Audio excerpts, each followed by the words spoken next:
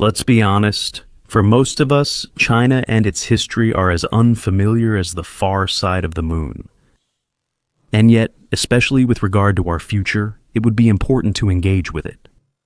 Who here actually knows the reasons for the Chinese Civil War, which lasted from 1927 to 1949, that is, 22 years, over the political leadership of the country, in which a whole range of different political factions fought each other? And while for most Europeans who are constantly navel-gazing, the Second World War began with the German invasion of Poland and ended on May 8, 1945, with the unconditional surrender of the German Wehrmacht, something had already happened in China in 1937, which many historians now consider to be the true beginning of the Second World War. The incident at the Marco Polo Bridge, located southwest of Beijing and named after a Venetian merchant who lived in the 13th century. Let's take a look at history. After the First Sino-Japanese War, from 1849 to 1895, China and Japan, much like Germany and France after 1871, had been uneasy neighbors for decades. By 1931, when China was embroiled in the brutal civil war raging since 1927 between Chiang Kai-shek's ruling Nationalist Party and Mao Zedong's communist forces, which claimed millions of victims, the Japanese army had invaded the resource-rich region of Manchuria in northeastern China and installed a puppet government there. And since the nationalist government under Chiang Kai-shek initially saw Mao as a greater threat than the Japanese invaders, the Japanese continued to advance further into northern China. It was only after Chiang was captured by communist troops for 2 weeks in December 1936 that he reluctantly agreed to an alliance with Mao against Japan. Then, on the night of July 7, 1937, Japanese soldiers conducted nighttime maneuvers near the Marco Polo Bridge. And after the Japanese private Shimura Kikuyoro had to step out and apparently got lost in the dark and shots were fired, Japanese soldiers wanted to search for their comrade in the nearby city of Wanping, but the Chinese guards stationed there refused to let them. By then, Private Kikuyo had reappeared. But since this had not been reported to the front, the Japanese commander ordered an attack, which led to skirmishes.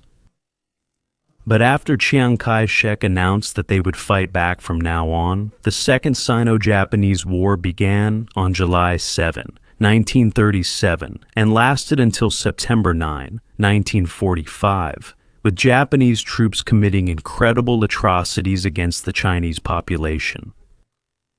By the end of the 8-year war, between 15 and 20 million people were dead, mostly innocent civilians. It was the incident at Marco Polo Bridge, which the Chinese were only able to recapture in 1945, that sparked the conflict. This also laid the foundation for the Japanese attack on the American naval base at Pearl Harbor in Hawaii on December 7, 1941, which led to the United States' active entry into the Second World War, and ended with the dropping of 2 atomic bombs on Hiroshima and Nagasaki. But Europe's lack of interest also extends to the Chinese army.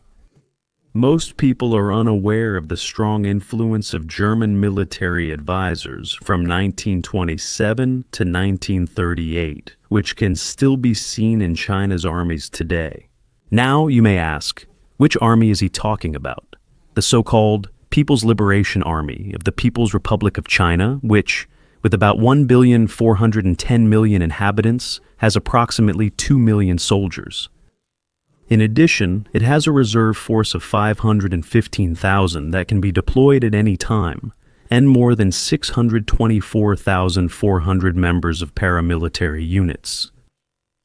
Or the Army of the Republic of China, located on the island of Taiwan, which appears like an Asian branch of the United States Armed Forces. With a population of around 23,680,000, it has a strength of 165,000 soldiers. So, only 20,000 less than Germany, with its 84 million people living here. Taiwan also has about 1.675 million reservists. In contrast, the Bundeswehr, which during the Cold War could rely on 2.3 million reservists and, even 15 years ago, could mobilize around 800,000 emergency reservists in a very short time, now only has a total of 34,600 assigned reservists. But to answer the question of which army I am talking about, the Joint Army of China in the period from 1927 to 1938. To do so, I will first briefly return to the period after the First World War, when the two main losers, Russia and Germany in particular, were now making increased efforts to provide military training for a new Chinese army. First, it was the newly founded Soviet Union. Initially as financial supporters, then also as military instructors at the former Army Officer Academy of the Chinese Nationalist Party, the Whampoa Military Academy in Canton. This academy, which played an outstanding role in Chinese history, was opened on June 16, 1924, by the founder of the Chinese Republic, Sun Yat-sen. Its first director was the man standing behind Sun, the already mentioned future commander-in-chief of the National Revolutionary Army, Chiang Kai-shek, who in 1926 was replaced by his political opponent, the communist leader Zhou Enlai. By 1925, there were already around 1,000 Soviet instructors at the academy, and they determined the curriculum here. However, after Chiang Kai-shek, during the Civil War starting on July 9, 1926 had violently removed the communists from the party and the army in the so-called Northern Expedition, the Soviet instructors had left the country. Now the marshal had to look for new instructors if the training of his future leaders, which had just begun, was not to be interrupted. Before the First World War, Germany held an important position in China, which had begun the comprehensive modernization of its armed forces at the end of the 19th century. Until then, one could almost still speak of a medieval army, soldiers with spears and blunderbusses, with umbrellas and fans. Now, among other things, Germany also procured the most modern Krupp guns and Mauser rifles, as well as mines and torpedoes, and even warships. And when, on January 1st, 1912, as I mentioned, after the Chinese revolutionary and statesman Sun Yat-sen founded the Chinese Republic, Germany was one of the first countries to offer China generous trade and credit agreements in order to limit the influence of other powers such as the United States of America, England, and France as China's trading partners. By 1914, almost 300 German companies were established in China. German investments amounted to almost 260 million United States dollars. But when the First World War broke out on August 1st, 1914, Japan, encouraged by Great Britain and as part of the Entente against Germany, took the opportunity and on November 7th attacked and captured the capital of the German protectorate Kiaochu, which had belonged to Germany since 1898. Then, until that point, neutral China was financially chaotic, politically unstable, and militarily weak at that time. Under Prime Minister Duan Rui, who wanted to bring his country closer to Europe and the United States of America, China also sided with the Entente fighting against Germany and, on August 14th, 17, declared war on the German Empire and Austria-Hungary, with serious consequences. By November 18, German investments had dropped to 40 million United States dollars, and of the original 300 companies, only 2 remained. But despite various restrictions imposed by the Treaty of Versailles from 1919, the German merchant navy in particular was able to build on its former successes within just a few years. An important reason for this was the German-Chinese agreement concluded on the 20th of May, 1921, according to which Germany waived its claims for compensation from the so-called Boxer Rebellion that took place in 1900, and China also reimbursed the costs of accommodating German prisoners of war during the First World War. After that, both countries resumed diplomatic relations. It is noteworthy that China, here shown with its national flag until 1928, was treated as an equal for the first time in a treaty with a major Western country. By 1927, there were more German companies in China with impressive business successes than in 1914.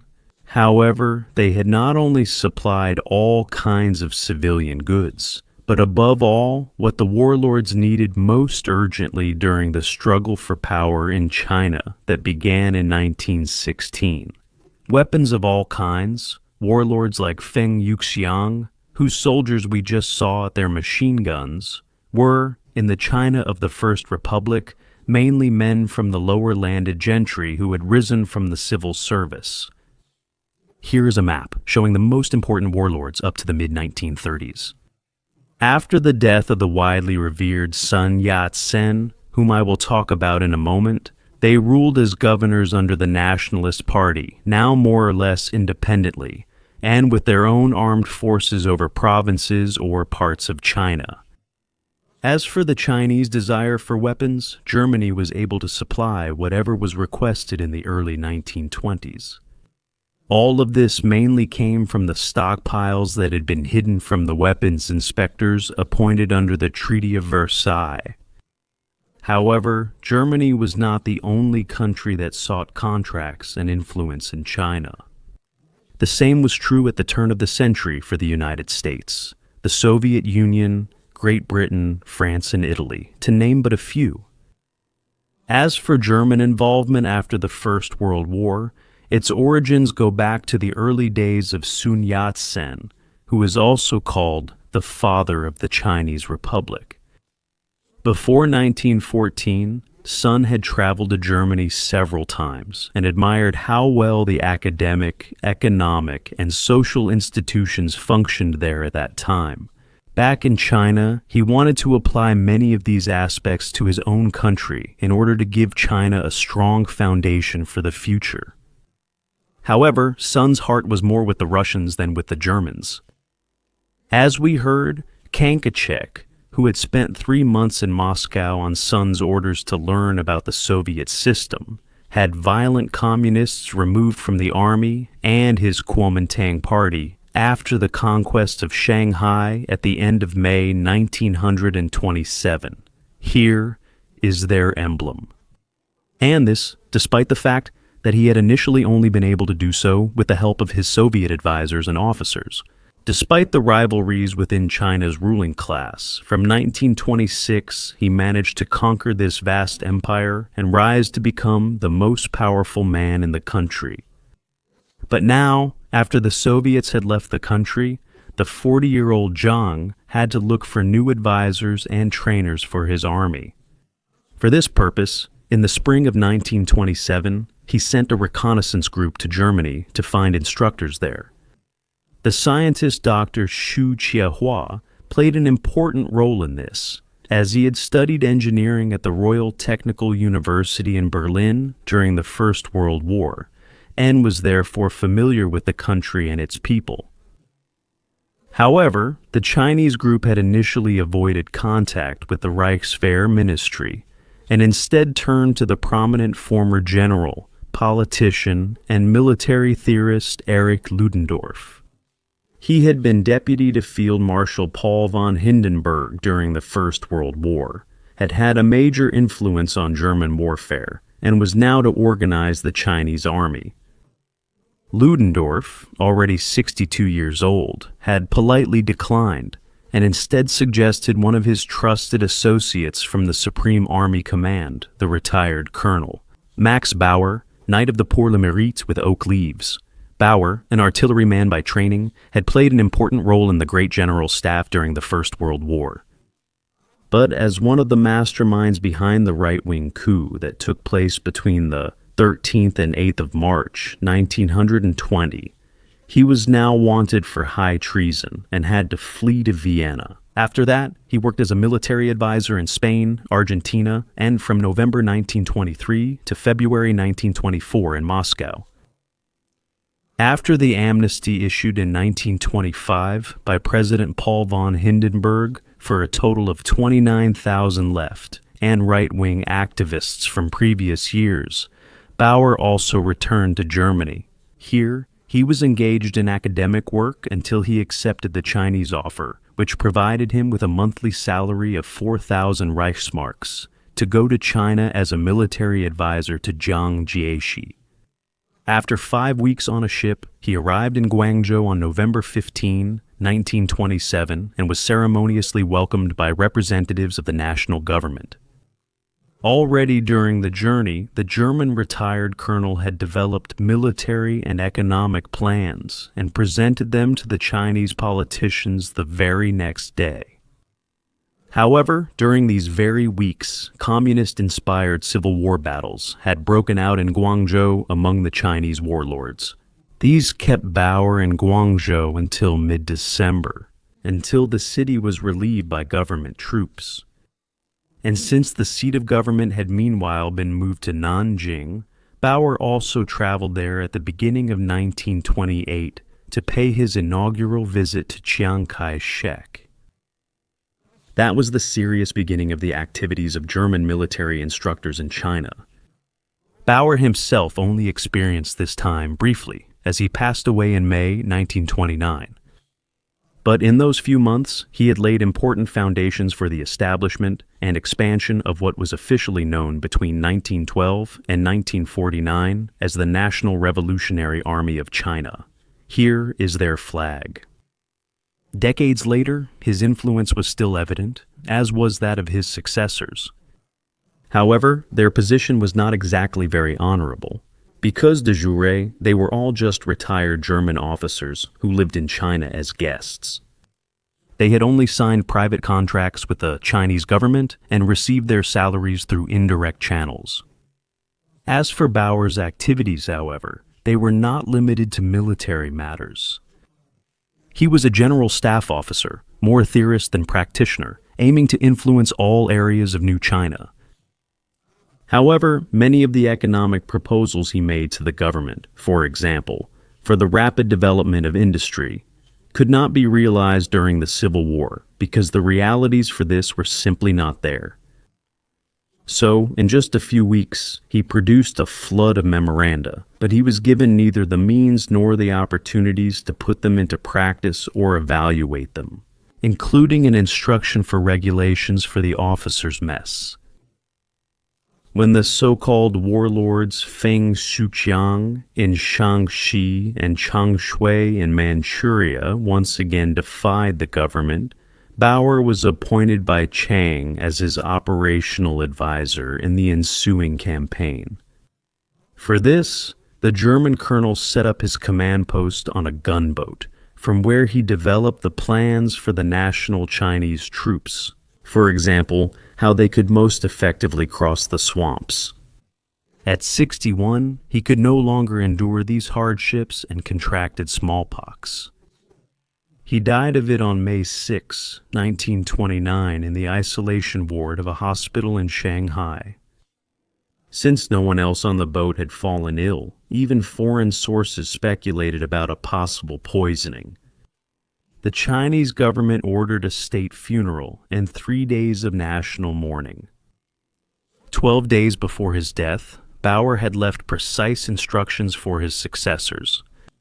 His last words, however, were addressed to Chiang Kai-shek.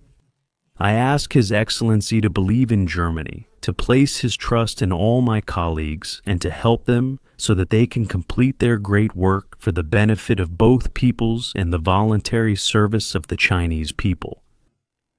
My life has been devoted to my fatherland and to the idea. Looking back, it can be confirmed that Colonel Bauer was a highly visionary and qualified advisor. However, he was also too much of a theorist and visionary who wanted to achieve too much in too short a time. But with his numerous proposals, many of which were implemented over the years, he played a significant role in enabling China and especially its army to develop. In addition, he succeeded in convincing the Reichswehr to cautiously establish a more formal working relationship with the secret German military advisory group in Nanking. At the time of Bauer's death, there were a total of 6 Army and 2 Navy officers from Germany and China. However, as some sources indicate, the most senior naval officer, Rear Admiral A.D. Rotzmann, did not hold a military position, but was head of the German industrial mission. However, scarcely had Bauer, leader of the German advisory group, died, as can be read here, friction and jealousy began to intensify among the German officers, which almost brought the entire mission to an end. The main culprit was Bauer's deputy, who had also come to China in 1929, the lieutenant colonel born in Germersheim am Rhein in 1876, now retired Hermann Kriebel. This man, a supporter of Hitler, with whom he had also been imprisoned in Landsberg am Lech after the failed coup attempt in November 1923. After Bauer's death, now as the leader, he quickly turned out to be a real troublemaker, completely undiplomatic and arrogant and contemptuous towards the Chinese, and repeatedly in conflict with the officers selected by Bauer and the German civil officials. Kai-shek then pulled the emergency brake in May 30 and demanded Grieb's replacement, which then happened on May 23rd. Already on June 18, 1929, the highest-ranking officer, former Lieutenant General Friedrich Lindemann, born in 1868, had come to China. His son Fritz, awarded the Knight's Cross of the Iron Cross in 1941, was a general of artillery and a participant in the 27th of July plot, died in 1944 after attempting suicide and being shot by the SD on the 22nd of September, 44 in the Berlin Police Hospital. Was in China until 1940 as a military advisor and teacher of military history at the Whampoa Military Academy. Lindemann was in China until 1940 as a military advisor and teacher of military history at the Whampoa Military Academy. Since a direct successor to Bauer had still not been determined, Lindemann, like the others, was employed only on the basis of a private contract. And despite his rank, he was not able to officially take over the leadership of the German military mission. Meanwhile, the German advisory staff consisted of 14 civilian advisors and 25 former German officers.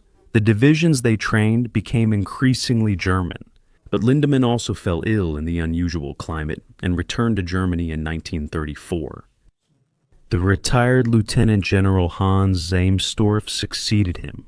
Here he can be seen shortly before his departure, greeting a delegation of Soviet officers visiting a German engineering exercise near Berg on the Elbe. A brief look at the different motivations of the protagonists to work in the Far East is interesting. The only thing they had in common was that they all tended to think rather conservatively. Some were former officers who could not find a position in the greatly reduced army. Some were idealists or bitter anti-Bolsheviks. Some were National Socialists who had been sought by German authorities before 1933, and others were Jews who saw no future after Hitler came to power.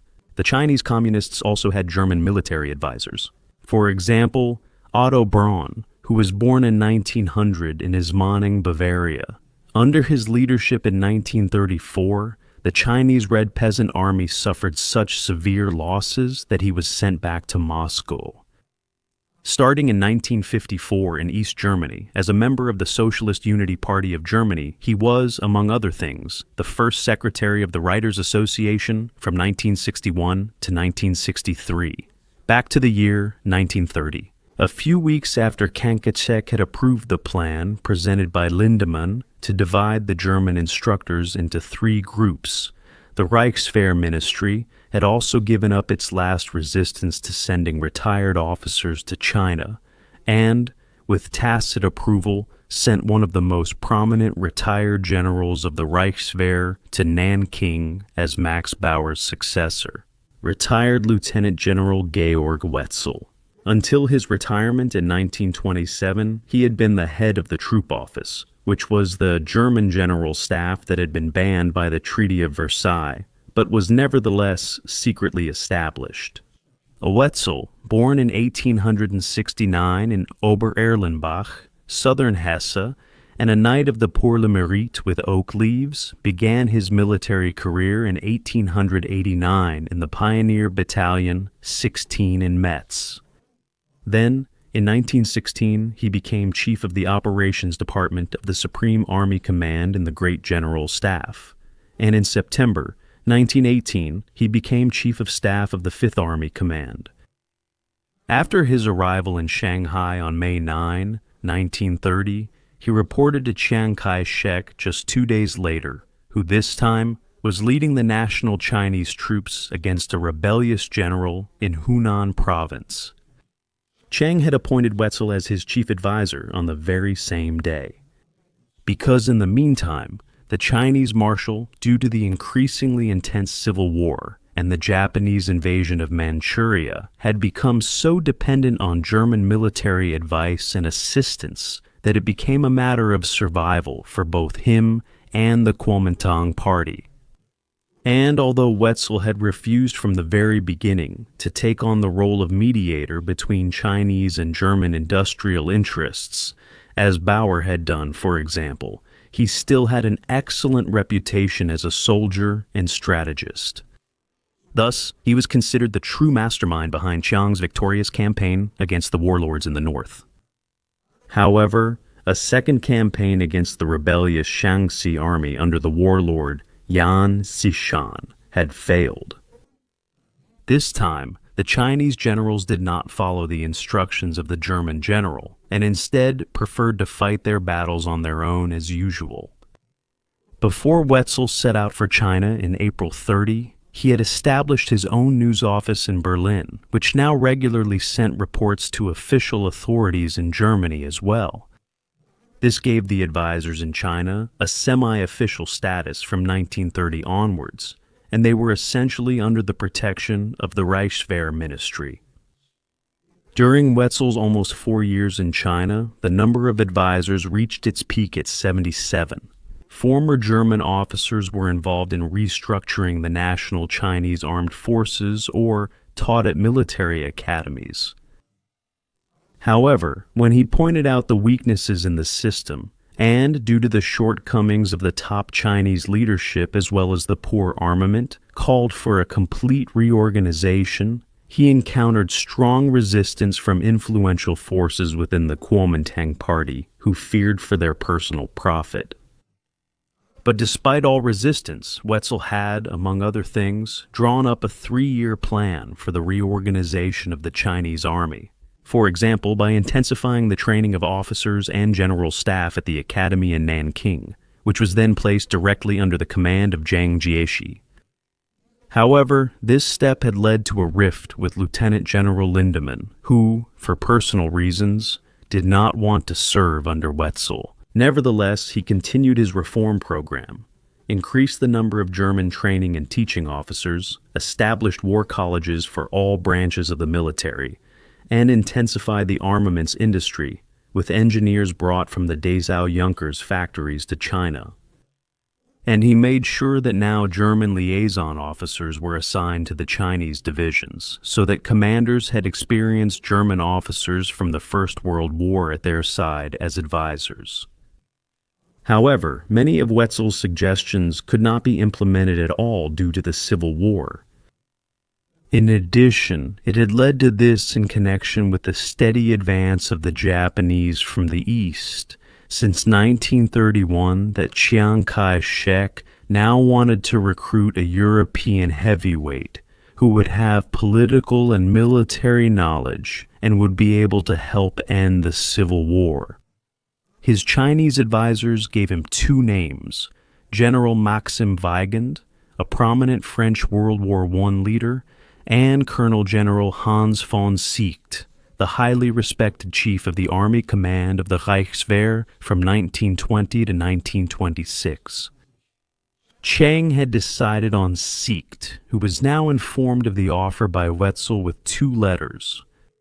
After Seekt's intention in 1925 to run as a candidate of the German People's Party in the presidential election had failed, and when he was dismissed from office in 1926 by Reich Minister of Defense Otto Gessler because of a trifling matter exaggerated by the left-wing press, he gave his consent on the 20th of September, 1932.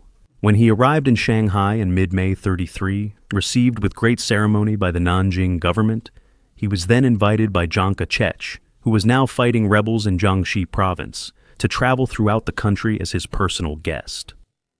After Seeckt had spent 2 months getting to know, among other things, the army, he wrote a 21-page memorandum shortly before his return to Germany, which ended with the following words: "The prerequisite for any reorganization of the army is, first and foremost, peace along the external borders.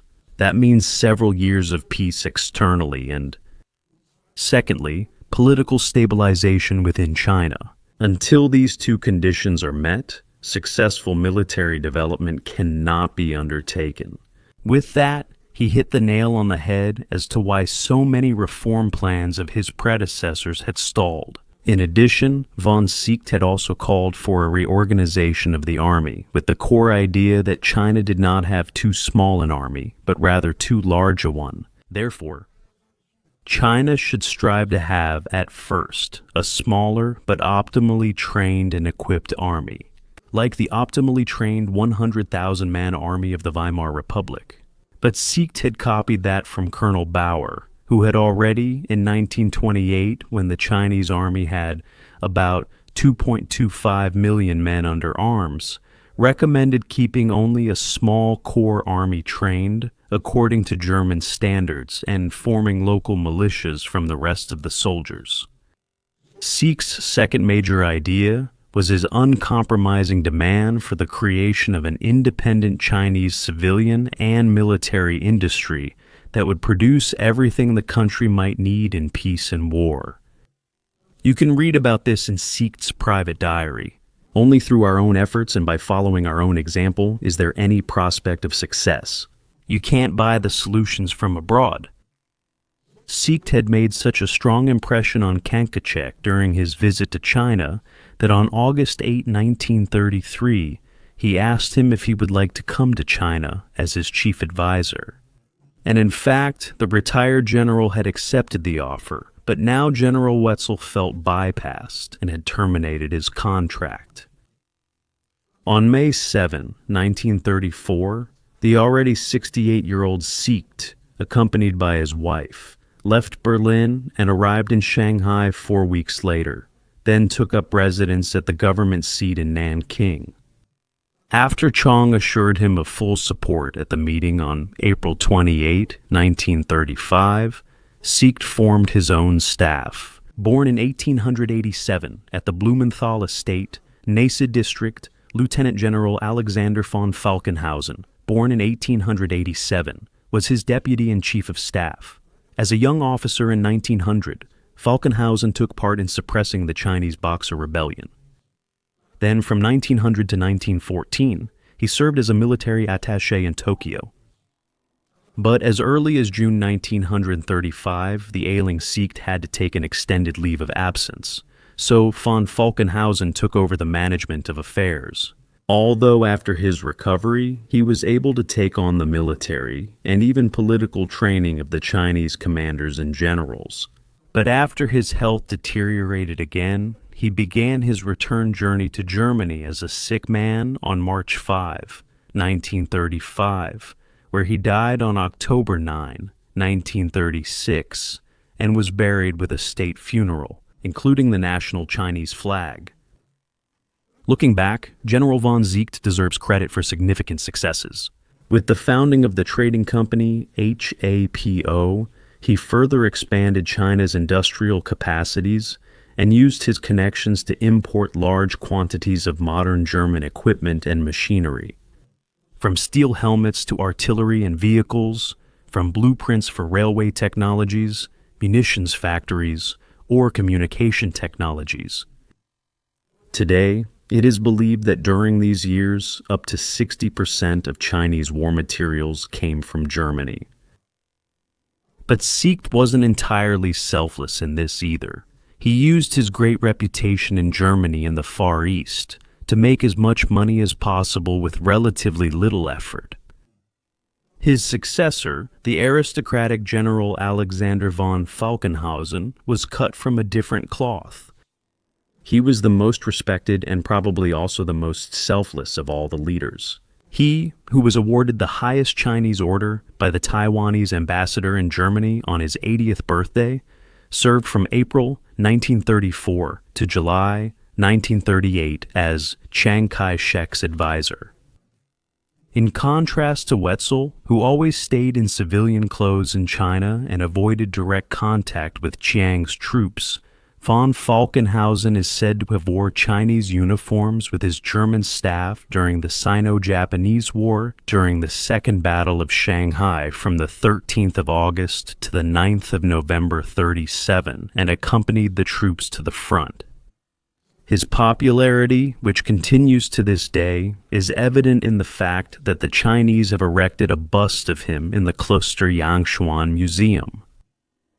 Regarding the war against Japan, he had recommended a war of attrition and exhaustion, which Japan could not win. Lieutenant General von Falkenhausen, later General of the Infantry and Wehrmacht commander in Belgium, Luxembourg, and northern France, stayed in China with the German advisory staff for 3 more years. But then, in 1938, Berlin's foreign policy under Joachim von Ribbentrop, who had already concluded the Anti-Comintern Pact with Japan in 1936, turned its back on Chiang Kai-shek under pressure from the Japanese and recalled all German officers. Suddenly, the erratic and amateurish German foreign policy saw Japan as a bulwark against communism in China, even though the Japanese were completely indifferent to German interests in the Asian region. Then, on July 1, 1941, under pressure from Japan, Germany recognized the puppet government installed by Japan under Wang Yingwei as the official representative of China, and after the Japanese attacked the United States naval base at Pearl Harbor, Hawaii, on December 7, 1941, the Chinese national government declared war on the German Reich on December 9. But as was already the case after China's declaration of war in 1917, also in 1941, no military action followed, and German private citizens were not hindered in any way by the Chinese. But then, after another 3.5 years of war in Europe and Asia, the Wehrmacht surrendered unconditionally on the 8th of May, 1945. On August 15th, Japan, the unequal partner, also surrendered. The Soviet Union, now also victorious against Japan, then handed over all captured weapons to Mao Zedong's communists, while the United States, in turn, supported the troops of Chiang. After further heavy fighting during the Civil War, with numerous atrocities, the communist forces captured Beijing in 1949, where Mao proclaimed the Republic of China on October 1st, which was then called Red China for decades. In December, Chiang, who had temporarily allied with Mao during the war against Japan, withdrew to the island of Taiwan with 2 million men without hope of victory over him, which was then called Formosa, or National China. From there, in the early 1960s, his adopted son, Major General Chang Wei-guo, who had been trained as an officer in 1938 in Germany in the Mountain Infantry Regiment 98, now also planned to recruit German officers to train the National Chinese Army so that it could defeat the Chinese Red Army on the mainland.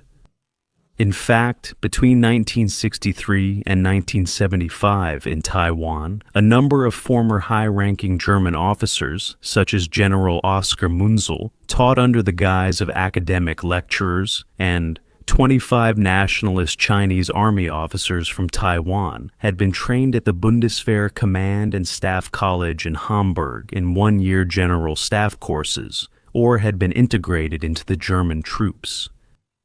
But high politics never takes into account those who cannot defend themselves. This also happened in 1972 with the establishment of diplomatic relations between the United States of America and Communist China. With that, the West's unconditional support for Taiwan gradually faded away. And the German government under Chancellor Willy Brandt also ended military support for Taiwan. But that's a topic for another video.